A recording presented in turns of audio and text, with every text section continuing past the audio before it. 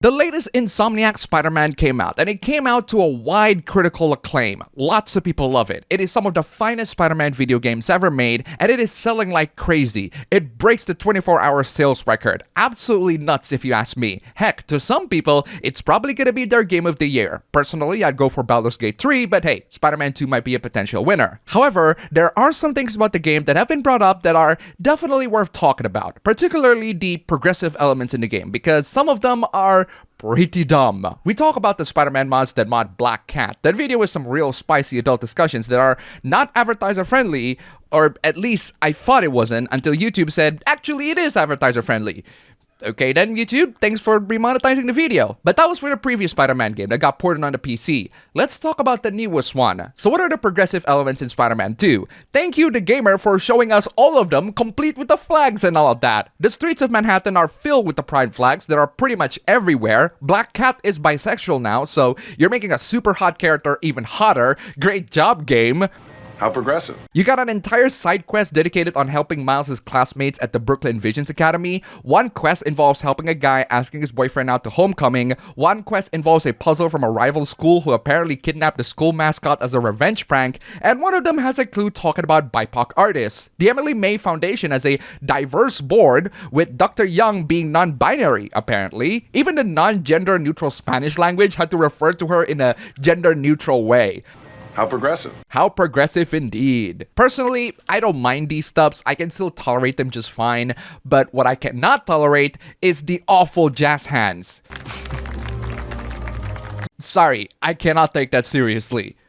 How progressive. How progressive indeed. Though I must admit that the suit that got unlocked after finishing the Brooklyn Visions quest is pretty freaking dope. I mean, look at that Puerto Rican flag on Miles' Spider-Man outfit. Super patriotic. I love it. Hopefully no one figures out that Spider-Man is Puerto Rican or anything, but that is at least much better than Miles' Evolve suit. What the hell are those? Oh, Reggie, I heard of dreadlocks, but shitlocks? That's not your hair. Take that pile of shit off your hair. You just go too far with the comedy, man. Oh, wait a second. Speaking of flag, isn't there a flag situation with Spider-Man 2? Yes, there is. Turns out Insomniac confused the flag of Cuba and Puerto Rico in some parts of the game. I mean, the design is similar in terms of structure, and I have a good feeling that the people who work on these are colorblind. Like, literally colorblind. So they really couldn't distinguish between one flag or another. Okay then, I'll just think of this as an honest mistake that they are at least willing to correct. But man, this is embarrassing. Especially when you made this tweet. That's right, Insomniac Games is pushing that stupid Latinx agenda stuff to everyone with their October livestream of Latinx in gaming. No wonder why their attempt at representation feels so hollow and token. Pretty much 99% of Latinos hate anyone who uses Latinx. So their attempt at being inclusive only ends up being exclusive. So yeah, there are lots and lots of stupid things about Spider-Man 2 and their attempts at being progressive that I think Insomniac needs to rectify. If all of these things like the rainbows, the frankly embarrassing flag debacle, and oh god, the freaking jazz hands turned you off the game, then it's best for you to not buy the game and wait for the PC version in a couple of years because they're at least DRM free, and that means you can install the 7Cs for them. So it's no surprise that they're gonna do that to Spider-Man 2 as well in a couple of years. Just waiting for Bloodborne to be next, right? From software? That, or just do what I do and just watch the game on YouTube. If you play the previous Spider-Man games, there are only a couple of tweaks and upgrades in the gameplay department, but it's certainly not worth getting a PS5 over. So go for the previous games for the gameplay and watch the story on YouTube. Save some money. That, or borrow your friend's PS5 that they've been only using for Netflix. No, really, someone did that. Having political sliders built into certain games. What the hell is a political slider? A simple yet effective slider that you can set in the beginning of any game, like Spider-Man 2, where it simply asks you a series of questions to customize your game. That doesn't sound like a bad idea, but what kind of political thing you want to customize? And what kind of question do you want to ask? Hey, do you like to see rainbow flags everywhere or the American flags everywhere? Do you want to accept the reality that New York is progressive and that people are flying the pride flags left and right? Or remain in your fantasy land where the gays won't bother you? This, of course, would only be for games that depict the real world in any fashion. Wouldn't need something like this in Elden Ring or any game that couldn't really be politicized. Okay, I understand the sentiment, but this is a really terrible way to phrase it. The backstory of Elden Ring is full of politics and interpersonal relationships between many of the major characters, and to say that the game cannot be politicized implies that the game doesn't have any. No, what you want is a progressive politics slider that determines how much progressive things are in the game so you can censor them for your convenience.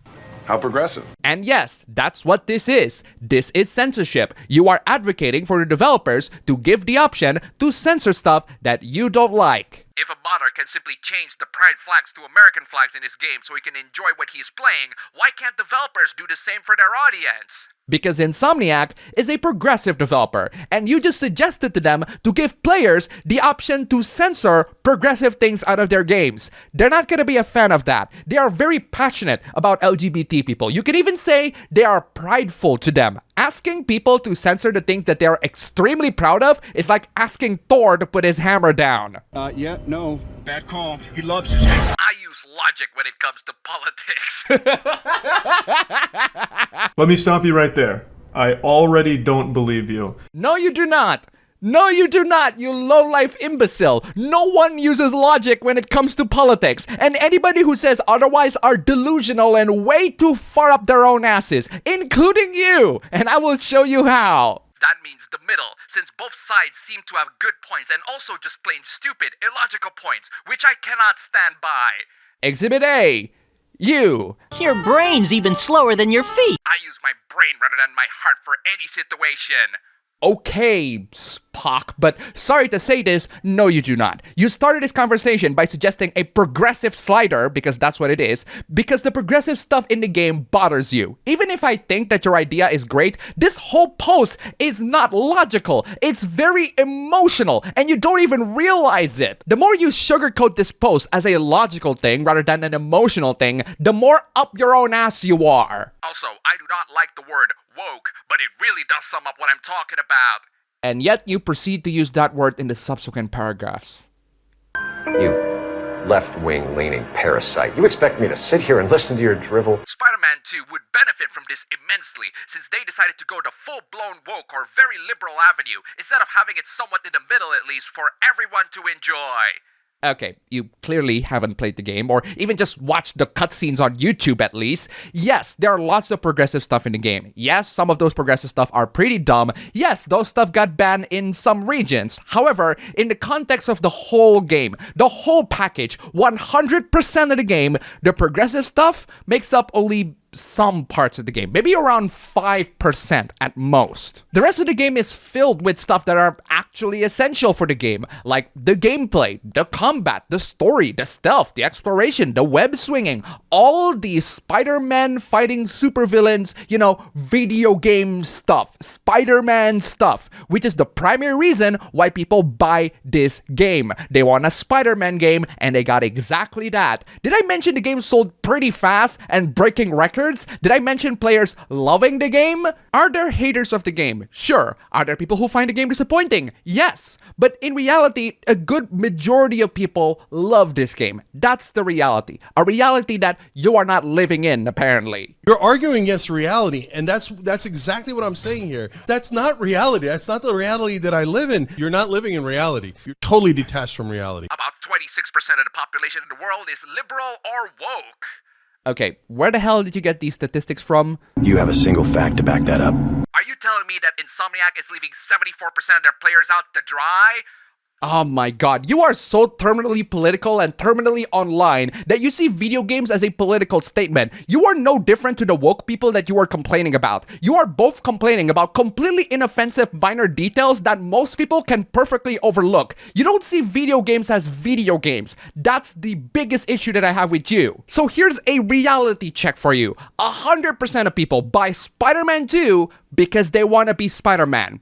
Pure and simple. There's no politics in that. That is a universally relatable concept even kids can relate to. Insomniac sells this game as a Spider-Man game, and it sold really well. They did it. It's even a Game of the Year contender for some people. So who's being left out to dry? I can tell you whom. It's you, and only you, and many terminally politically people online. It's people like you that got left out. It's people like you who are like, oh no, there's something progressive on screen and I don't like like it, please have the option to censor them. Then buy the Middle Eastern version of the game. You both seem to agree on something. Especially when it's only released on PlayStation and they need all the income possible. And now you are conflating the political alignment issue with the console exclusivity issue. You do not care one bit about the game being console exclusive to the PS5. You only care that it has politics that you don't agree with. There's more to this stupid post, and I'll talk about them in detail in my APB Show 146 channel, link down below. Go subscribe. Look, I agree that some of the progressive stuff in the game are pretty dumb, but for most people who played the game, they are not a major turnoff. This is not an issue that a lot of people suffer from. This is an issue that you suffer from. Even if it's true that only a quarter of people around the world are liberals, that means the rest of them are neutral or conservatives. Most people are most likely neutral on this, and even if they are not, they're not so bothered they're gonna demand an option to censor stuff. That's actually something that the woke people do. How progressive. Most people do not care about the political stuff in Spider-Man 2. They only care about the game as a game. A Spider-Man game. That's what matters the most. If you think that most people will be with you on this, you are arguing against reality, and I'm playing Chang schooling Hassan again because it's just so satisfying. You're arguing against reality, and that's exactly what I'm saying here. That's not reality. That's not the reality that I live in. You're not living in reality. You're totally detached from reality. And that's all for the video today, guys. Thank you so much for watching, and huge thanks to all of these wonderful people. You guys are fantastic. If you want to see your names among these legends, then check out the links down below. Just $1, and that will immensely support this channel. Seriously, thank you so much. Don't forget the APB Show channel, link down below, and I will see you all next time.